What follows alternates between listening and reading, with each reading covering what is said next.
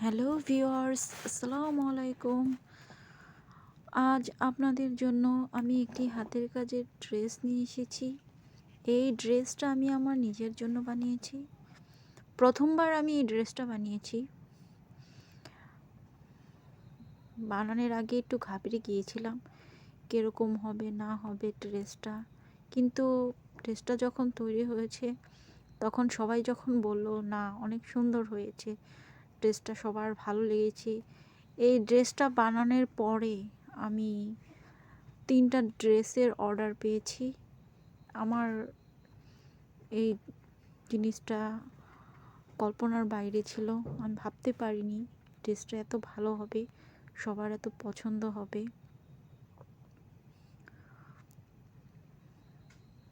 দেখুন, আমি প্রথমবার বানিয়েছি তাই তেমন আর্ট পারতাম না। পাতা আর ডলার লাগিয়েছি। এক সাইড করে পাতা আর ডলার লাগিয়ে দিয়েছি। সাদা কালারের ড্রেসটা, হাতার ডিজাইনটা আমি করেছি। সেলাই কাজ আমি পারি, কিন্তু হাতের কাজ পারতাম না। বাট অনেকের ড্রেস তৈরি করা দেখে আমারও একটু শখ হয়েছিল যে আমিও একটি ড্রেস বানাবো। তারপর বানানোর পর সবার যে এত ভালো লাগবে সেটা আমি বুঝতে পারিনি।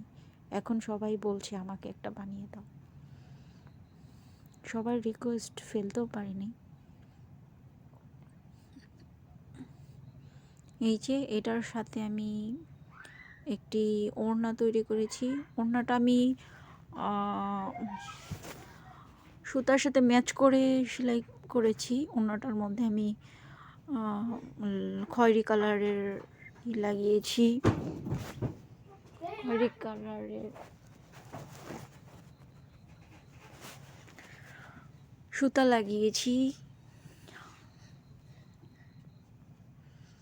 আর এটার সাইডেও আমি এরকম লেস লাগিয়ে দিয়েছি, আর পাইপিং দিয়েছি খয়েরি কালার কাপড় দিয়ে, আর খয়েরি কালার সুতা ব্যবহার করেছি। দেখুন কি অসম্ভব সুন্দর হয়েছে ওড়নাটা। ওড়নার সাইডটাও আমি এমন করে সেলাই করে দিয়েছি।